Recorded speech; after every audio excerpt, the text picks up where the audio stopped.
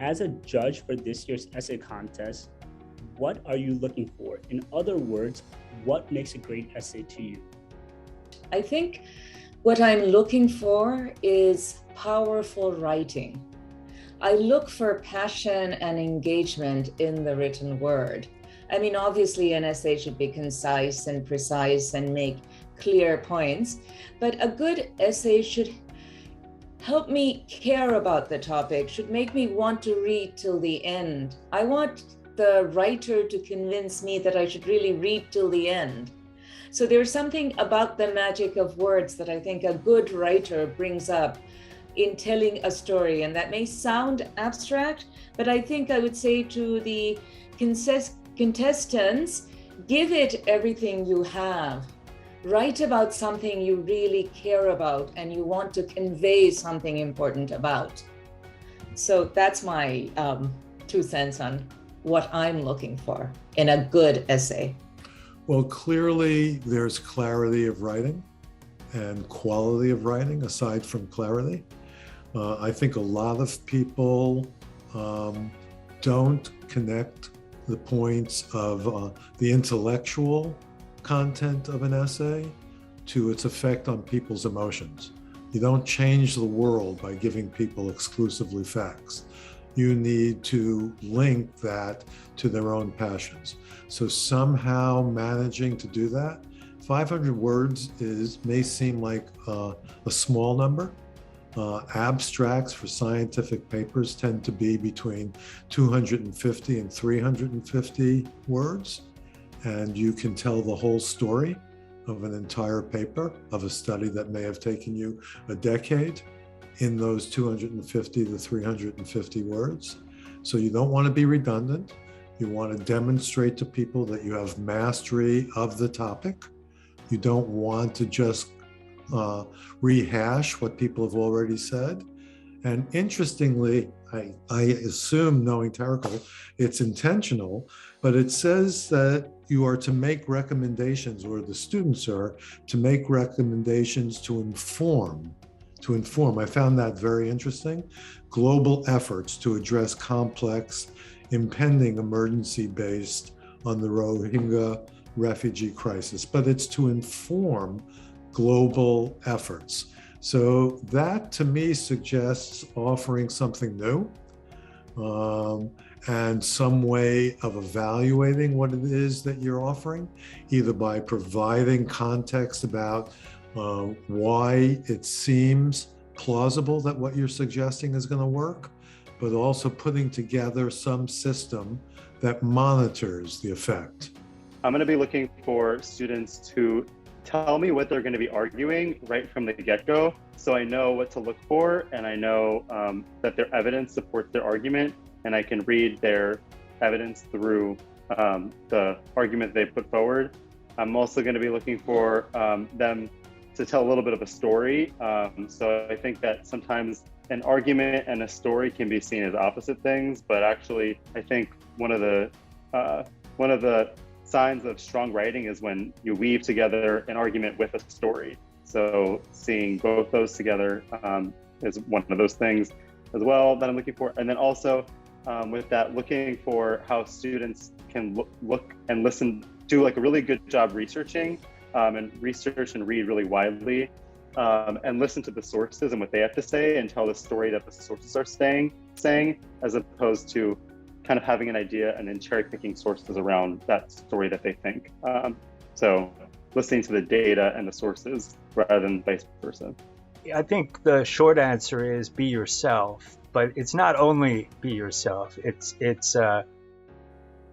be aware of yourself, of your strengths and also weaknesses in expressing what you want to say. That's why usually it's helpful to have more than one draft. People work differently, so there isn't one size fits all.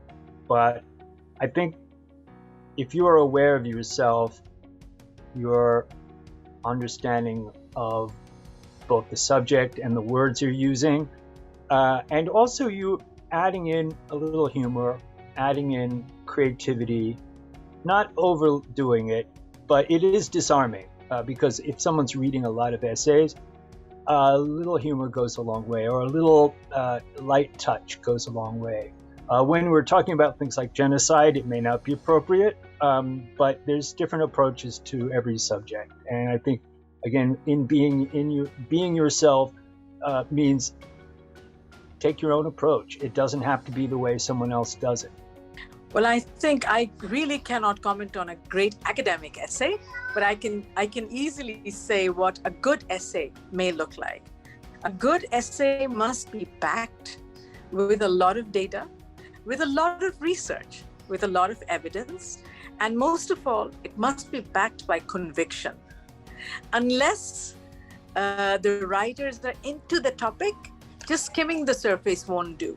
So it's important for them to go into every detail and not really bank on word count, not really count on the format that it's following, but what's more important is how much they think they know about the subject and how much they're willing to invest in. I think this essay should set the initial tone of future research. So it must have the potential of research element in future. If somebody is even referring to a case study, let it span into a full-on research at a later point. So it cannot be a writing in isolation. It has to be a writing with potential.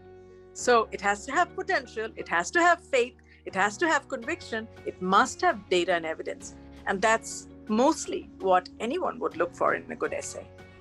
What are some methods a writer could take to research and conceive a creative response to the essay prompt? I think before you can even be creative in your essay, you need to really understand the issue. And so again, the place to start is with a good amount of reading and research. And that is from a variety of sources. So that could be some reports, that could even be some books, that could be newspaper articles, but that can also be from more video-based interviews or documentaries or YouTube videos, or debates that are playing out even on Twitter and other forms of social media. So first you need to really immerse yourself in the issue before you can step back and say, okay, now that I understand what the problem is, I understand what some of the discussion and debate is about, how do I want to approach this issue?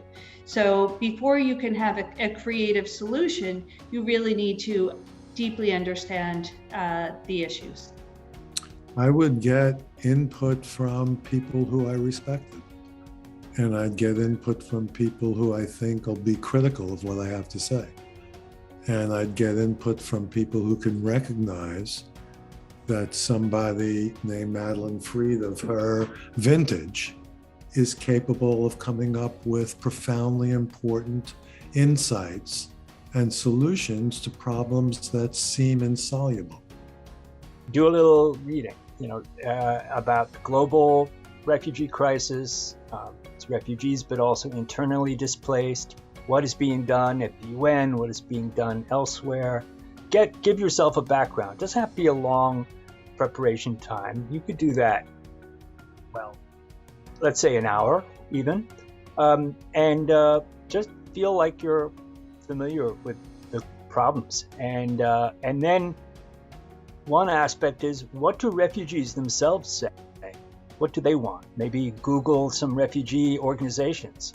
As I was just quoting to someone just a little earlier, the refugee movement says, well, they have a slogan that's nothing about us without us.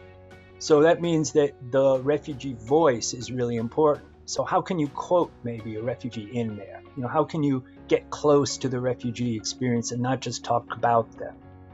So I think that there's different ways into this big question of the global refugee crisis, and specifically about Rohingya predicament, how they're ever going to get repatriated.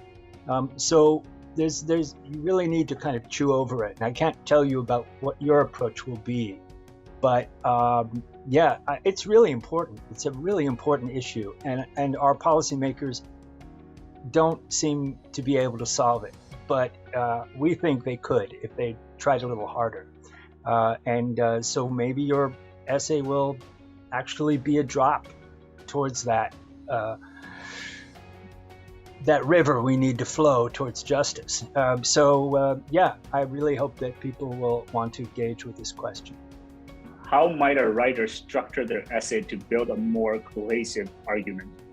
So one thing that I found a lot of students do is they'll write a first draft, and only at the end do they get to the main idea and the main argument that they want to actually make, because they're doing a lot of throat clearing. So it takes them a couple paragraphs to kind of get out the thoughts that they're trying to say and figure out the language they want to use to say it. So what I often suggest is taking that last paragraph that you write in your first draft and just kind of copying it and pasting it, or cutting and pasting it and putting it at the top, and then starting from there. So you can really dig deeper if you kind of start after the first draft itself. First of all, of course, more is not better, but I'm sure you all know that. To be able to write a coherent narrative, I would say know your evidence intimately. You should be intimately familiar with the arguments and the counter arguments and the field around the topic that you're talking about. Be cognizant of the sources. Who is asking what kind of questions? What kind of data is being produced? Ultimately, you have to argue with confidence, not just string together some facts as evidence of your point of view. You have to again convince me that you know what you're talking about and you believe in what you're saying, which means having that intimacy and familiarity with all of the arguments and counter arguments out there. I think it's best to outline your thoughts and then form your piece, because many of the abstract of the thesis are not more than 200 to 300 words. So when a researcher tries to contain his or her thoughts, her whole 300-page thought into only 300 words, it's a lot of struggle, because you have to say a lot. So how do you say a lot in 500? Well, it's pretty easy, actually. Your intro and your conclusion have to be very, very definite. So your definitive approach in intro and conclusion would help you. But in the middle, you pack in your arguments logically, chronologically, and also systematically. You should not be indulging in creative impulses. And remember, this is your essay. You are not writing this essay as the UN Secretary General or the head of an environmental policy group or as a refugee rights expert at this moment. So you can look at this through your own eyes and come up with your own recommendations. We will value that too. Again, as long as it's well researched and you show that you have looked at all the various experts' policy recommendations, but don't be afraid to be creative in approaching this prompt and this essay and your recommendations.